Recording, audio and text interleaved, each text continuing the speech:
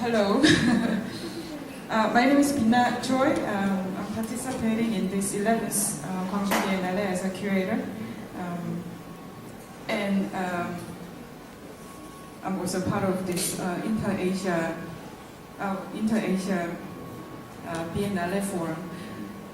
Where Kong Shinju talk about the temper, importance of temper, and then I thought it interesting because we took temper.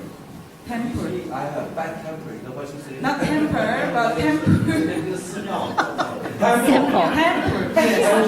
Yes. So like the Arnie Corbang, who gave us great notion called the 8 climate, actually he talks about the importance of creating your own temper in mind.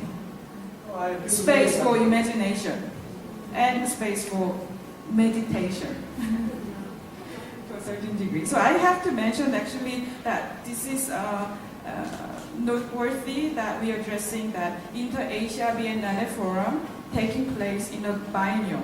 So what does biennial do next to what does art do? So in the opening week, so 8 weeks ago, we also had a forum. We had about 100 artists from all over the world present in Gwangju, and also around 100 members from our fellows who organizing small and mid-scale art institutions that have quality of commune, if you will, also here. So it is a platform for gathering in a planetary scale, which we could say as a one great meaning use of the biennial. And to speak about the subject, I just want to address briefly about this wide connectivity, because this title came out of an initial conversation we had with So-hyun. I would connect that to widely. I would connect that to how the exhibition is organized. So there are 7 thematic strands that we've been through the exhibition taking place in the Biennale Hall and 18 May archive, which you all will be present tomorrow, and then 3 private museums and 2 other outdoor locations. And those themes include from below to ground, below the ground and above the ground, new subjectivities, from molecule to cosmos, what else? Defiance, image people, labor point of view,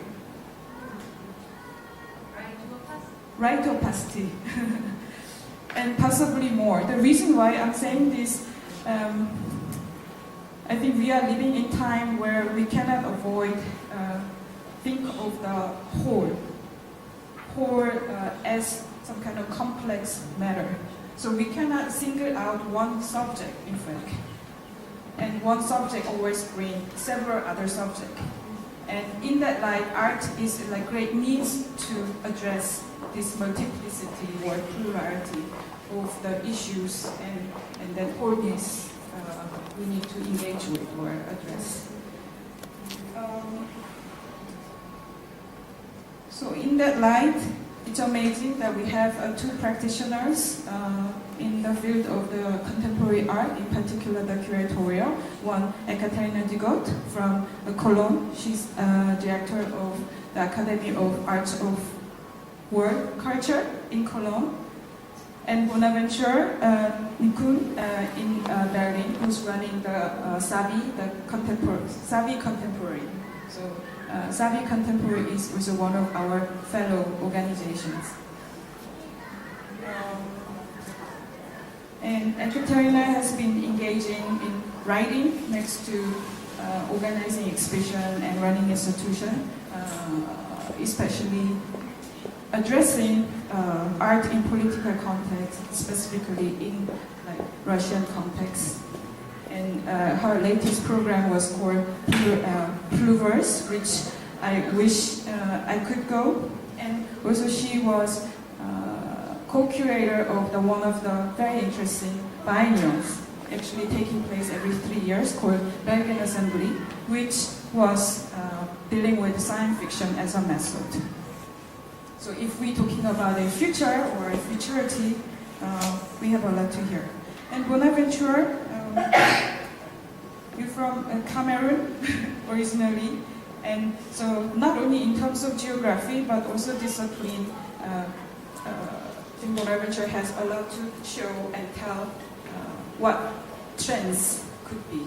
So Bonaventure also a theorist in biomedicology, biology, and curator in contemporary art and running the program, which also program at Sabi, which presented an exhibition about Bandung Conference, correct? Quite lately, or it's still going on. And also Bonaventure is curator at large of the documenta that going to take place next year.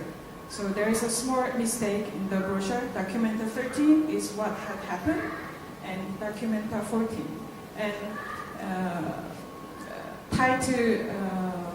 entitled Learning from Athens, this upcoming Documenta is dealing with the notion of thoughts, or connecting with the thoughts. So we're going to hear from Ekaterina first, and then Bonaventure. And our proposal is to continue discussion at the dinner right away after presentation. So discussion is guaranteed, and floor is yours. Thank you.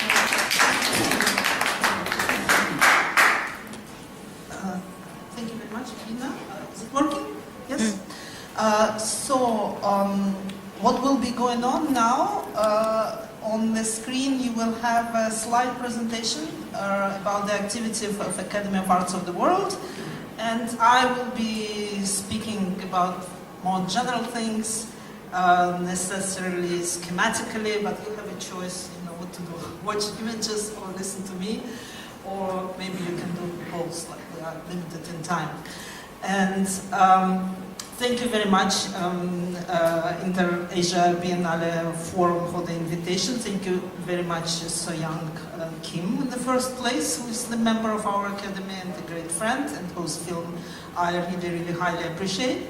It's a great opportunity for me to learn something in the first place, to know more, and I actually had lots of questions I hope to ask them after. And thank you for the Gwangju Biennial. I had a chance to see the show very briefly, but still, Maria, as I already said, Maria Lind, thank you for the great show, and I'm glad that Bonaventure also took part. So it's a very interesting exhibition, and this combination of this forum with Biennial, I think it's important, because the Biennial is actually an exemplary thing, which we might like or not, but it already exists in a very, productive way. That sort of connectivity already happens, and that sort of the whole Bina mentioned already exists in a way, and so we can relate to it in one or another way. So, what should I do to start there? Should I do? I will not be commenting on particular images, but this is, you'll just have a vision of what's going on in Cologne, but I'll explain what the institution is in principle. But I'll start with two quotes, recent ones. One is by Theresa May, the British Prime Minister, who said that if you are a citizen of the world, you are a citizen of nowhere. This is, of course, very easy to feel appalled and angry at that sort of statement, and of course we have lots of things to say to it immediately. But then there is another quote that comes from Achille Mbembe, who recently said and concluded actually his talk about racism and how we should be opposed to racism. And he said that culture is actually where we should look, what we should look at to involve young people, because culture, as he said, shows young generation that racism is not cool. And young generation is supposed to look what is cool and what is not, and culture is a place where racism is not cool. What can I say? I wish things were that simple. Because yes, for us, and in the world of contemporary art, for sure, racism is not cool, and being in a situation of a biennial where to be an artist from Mongolia or from Burkina Faso it gives you sometimes more advantages than being an artist from France or from UK. So it kind of already happened, this utopian world where the former unprivileged are getting very privileged. But this is not the whole story, and culture also plays, and we all play sometimes a more complicated role in this story of racism. The culture in general is part of this culturalization process that happened during last decades. As I warned you that I will be speaking very schematically, so please don't blame me for not going deep into details. So this culturalization, where culture became an incredibly important part of what's going on, and overshadowing politics and especially economy and social life, and is part of the general softening of the political field, which is not a good thing, which is covering up violence. And this culturalization is also part of it, is the role cultural studies became to play, including postcolonial studies in the academic field, that actually contributed to the eradication, not complete, but strong eradication of Marxism.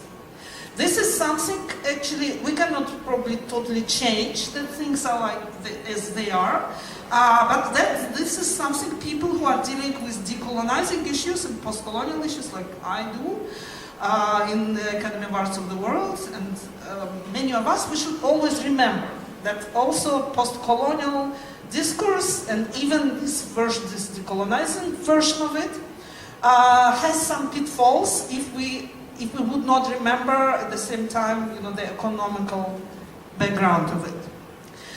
So Cologne Academy was born out of those strong contradictions. I will describe now briefly the context of Germany. Cologne is an important city in Germany, but the city lost its cultural glamour it had in the 80s. It's one of the most Western cities of Germany. Germany in itself is a very Western country, and Cologne in Germany is extremely Western. Amsterdam and Paris are much closer than Berlin and easier to access. So Cologne was an important center of contemporary art in the 80s, music as well, but it lost, with the reunification of Germany, it lost its role. And at the beginning of 2000, the idea came to mind of Cologne intellectuals and the city that they have to change something about it, and they have to go more international.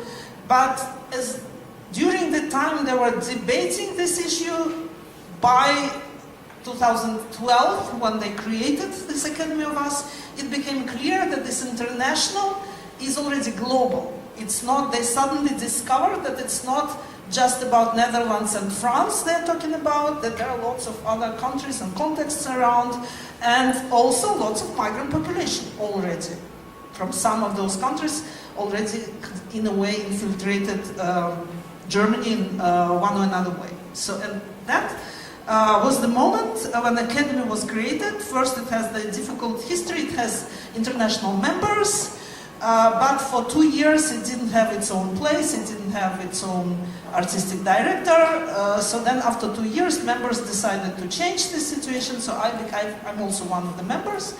And I became the first artistic director, and we are working on the program. Members are still in the picture, playing the role of the board of advisors. There is a program, or there is a festival called Pluriversale in a play with Walter Mignola, Notion of Pluriversality, which happens twice a year, which I can describe as some sort of a biennial happening twice a year, which is interdisciplinary, includes different things, theater, concerts, literary reading. Also we have now a small exhibition space. The program is strongly discursive, and the focus of it is, as I said, decolonizing vector, something which is in Germany normally is described as diversity. I don't like the word diversity, but to give you an idea of this German context, so Germany had colonies, but the colonial history is not really addressed. It's just now the very first historical exhibition about German colonies just now opened in Berlin. I haven't seen it yet, but it's for the first time. It's clear why the Nazi history is so strong that is something that was not considered necessary to address, although we know that the practice of concentration camps actually started in German colonies in Africa, and so this history is very important and particular, was not really addressed. After World War II in the 70s, Germany had a large flux of migrants, of so-called Gastarbeiters, that were actually invited from mostly Turkey and Italy, but some also countries of Yugoslavia, and it was actually not, it was thought that these people would leave. So the idea was that they will be working there for, and no attempt of integration was actually made from any side. But at the end, of course, the people actually stayed and their family came to them, and so Turks represent an important part of the German population, which is in a strange balance with Germans. It's not like in France, because Turks and Germans, they don't actually share colonial history, so there is no background to consider here, but still it's something which makes German state de facto multinational, which is not really addressed. The situation is changing. After beginning of 2000s, the law of citizenship changed in Germany. This is very important.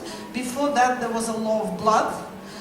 So only people of German descent could get German citizenship. It's not the case now, so now it's more like goes in the direction of the French version and has to do with the territory. But still their mentality has not changed. The dominant discourse about this multinationality is multiculturalism, clearly. This multiculturalism is presented as diversity. Why I don't like this notion of diversity? Because it's a market notion. The notion of diversity represents variety of something which I would describe as unconsummated choice for the consumer. So if you are the consumer and you have lots of restaurants, yeah, let's say, you can choose a Turkish one, you can choose a German one, you can choose an Italian one. So this is a consumer approach which also does not challenge dominance and does not address any political issues of dominance. So their cultural strategy of diversity just results in some concerts of African musicians or Australian dancers, and this doesn't really. This enriches the cultural landscape of Cologne as well, but this is not something we would like to do in the academy. So from the beginning, I wanted to address those structures of dominance in discursive events, but also in artistic contributions. But that diversity also contributes to the enormous ethnization which is happening as we speak in Europe. So we find it normal to talk about cultures in plural, although I actually deeply believe that culture is one, and this is something which unites all of us and not divides us. But now there's divisions by religion or increasing racialization, this is the dominant approach to those questions in Germany. Like, are you Turkish? Okay, so do you want to have a part of your Turkish culture or something like that? So this is not acknowledged that people who are always called people of migrant background, even if actually their grandfather or grandmother only was born somewhere elsewhere, and people who are born in Germany, even their parents are born in Germany, they still will be called people with migrant background. So this is never forgotten, and it's actually even considered good that, and I interpret it as a German unaddressed colonizers' guilt. So even people of I see that people of left-wing background especially, they find it important, to acknowledge someone's culture. Like, this is your culture. Even if people would say, and I have a right to your German culture as well. I read Hegel, and it doesn't mean if I'm from, Ukraine. It doesn't mean that I'm only reading Ukrainian. So I don't consider myself that. So this is the main contradiction, which is actually inside the Progressive Front. I'll give you one example of how those contradictions are coming together. In Cologne, there is an archaeological zone. So several years ago, they discovered a Jewish settlement, a very old one, I don't know, 4th century, 8th century, something very ancient. And the whole city, there is a debate, and there is a very strong desire among even the German bourgeois population of Cologne to create a museum, even if Cologne is already oversaturated with museums. Why? Why it is so important? I think that the very idea that the Jews are not someone who came from somewhere, but those who stayed there all the time, this appealed very much to German consciousness. And this is some sort of some strange racism there going on. Like, yes, we are very glad to show that the Jews were always there. They're a part of us, unlike those strange migrants and refugees who are coming here now, and who are like people without roots and we don't know who they are. And these people are ours. Let's create a museum to show like that. And that is actually also creates a very perverse relationship of the state of Germany with the state of Israel now, because retrospectively the existence of Israel. This state, as you know, based on the law of blood, actually basically a racist state by its ideology. So it somehow makes things normal. It's a normalization, reverse normalization going on also of, I wouldn't say of Holocaust, of course, but of this anti-Semitism which took place before. And created anti-Semitism. So there is something racism is very, very close to the surface in this country. Still, this is the mainstream, and when I'm saying that we are trying to go discursive, and we are trying to go critical, and we are trying to apply in our program and way of thinking, which I'm curating as an artistic director, sometimes working with other curators, some of them you might see here and recognize them maybe.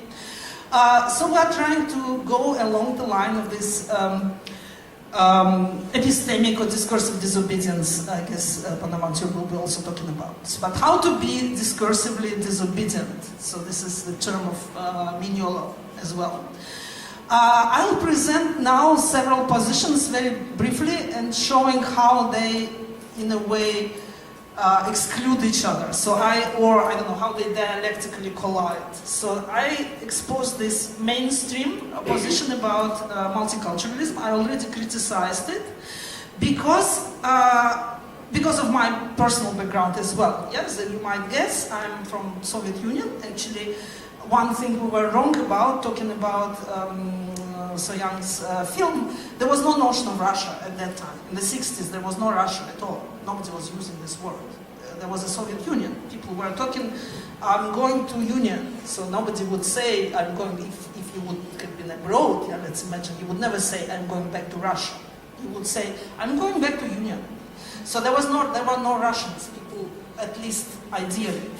So that sort of internationalism, which we might, of course, criticize that it didn't exist in reality. Secularism, of course, this is the background I have, and this is not unique to Soviet Union, of course. This movement of revolutionary integrationalism in US, of US Trotskyists in the 30s, which continues till now, and which claims that actually class relationship, class issues actually are the first thing to resolve before race issues in themselves. And this is some sort of cosmopolitanism, I would say, the contemporary art world inherited a little bit. So this is a zone of contemporary art with our biennials, is a zone in contemporary life where this internationalism actually survives, the only zone, I would say. But it's being very precarious. So this is a position I actually feel is something very beautiful. At the same time, and here's another but coming, this can be also criticized as it only maybe could have existed as a beautiful situation with political liberation behind it. Well, now, let's say, a French example shows us that without that sort of political liberation, that sort of assimilationism and fake internationalism turns into this disaster with Burkini, and this sort of, when these universalist notions are being imposed, so this just sort of turns into the violence. And this is a decolonizing argument. We're coming very strongly here that we should not simplify, and we should differentiate in between various positions and various traditions, let's say, and we should not impose a bikini to a woman who wants to wear a burkini. And the most scandalous about this is, of course, because this burkini was actually an attempt to integrate. It was an attempt to take part in the Western society to the extent these women actually found possible, not really something that was encouraged by Islam. And that attempt to be integrated and be part of society and the beach, so to speak, that was cut by this universalist violence. This is something we witnessed, and the decolonizing argument here would say that we should respect different traditions and we should respect different positions. And now my last turn would be here, so that decolonizing argument is very strong now. We heard from Professor Chen today that own traditions and own stories has to be invented or returned to, and like this Europeanism should not be imposed, and this foreigner's gaze should not be imposed, and we have to find something on our own. But here I'm making this last dialectical turn, saying that this is precisely sort of argumentation which is being used perversely by most autocratic and dark regimes now, like Russia or Turkey, or right-wing in the US, or right-wing in Germany, who are saying, like, we also have our own traditions, says AfD, party in Germany, Initiative for the Germans, who says, like, why just Moroccans or Turks have the right to have their national identity? We Germans also have the right to it, but it was suppressed all the time, and we have to restore it. And the new conservative in US, they're also perversely using this decolonizing argument by saying the whites in US are being oppressed, and they are using the whole already very much developed decolonizing discourse to protect their own actually privileges. And this is, of course, what is going on in Russia, or used to go on in Serbia of Milosevic, or in Turkey, where this argument is being used like we protect ourselves from foreigners' gaze, from Europe, we are different, we have our own way, at the same time totally being in denial of their own imperial and colonial history, and the relationship Russia has to Asian republics or Baltic republics or Ukraine or other states. So this is going on together. So here there are very grim alliances are being created along the notion of this decolonization. So I'm coming to the end now, like what to do in this situation where like everything is bad. Every position I discovered has its pitfalls. None of those positions can actually be expressed, that simply. At least this is the specificity of our academy, where we cannot say, like unlike SEVI, let's say, we cannot say that we are really, our mission is to restore this balance and to show more of, let's say, African artists or something which comes very naturally from Bonaventure. What I can do in this Academy of Cologne is I cannot pretend, like suddenly pretend that I am someone I am not. What I can do is to throw a very critical gaze to this whiteness of Cologne. So this notion of critical whiteness is something we're working on. So we have to look in our program for crypto-colonial practices, including actually these welcome initiatives to refugees. You know that Germany is welcoming refugees more than the other countries.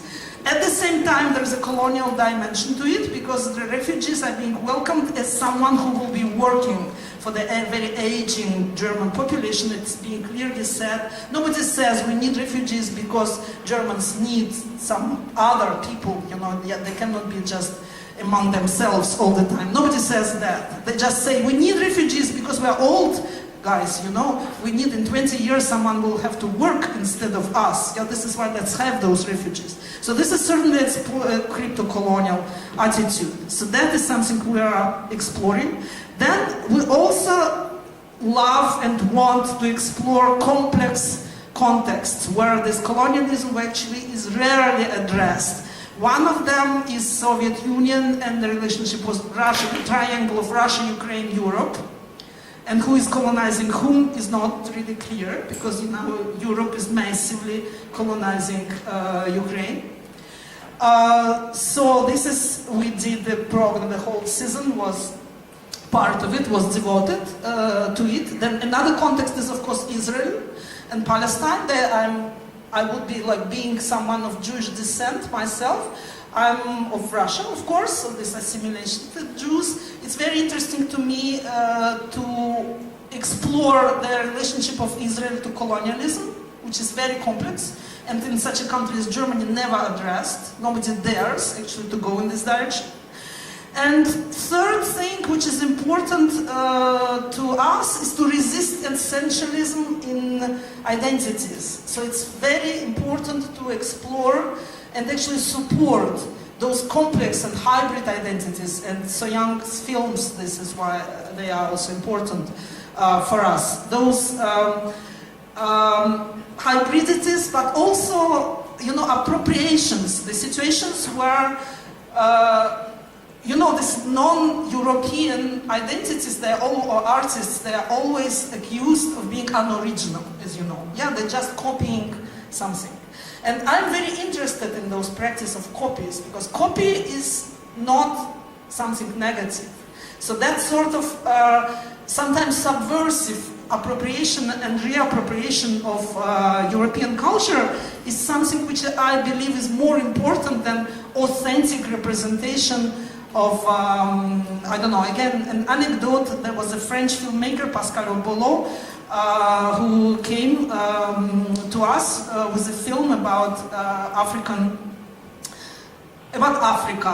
German colonialism and Africa. It's a documentary, interesting, very, very complex issue, complex people's stories. And at some moment there was also some sort of a shaman who was dancing. And then in a discussion, there was one guy in the audience, local from Cologne, who said, this was all, so difficult to understand, so complex. But when this guy started dancing, that was great. And this is what actually those people should do more.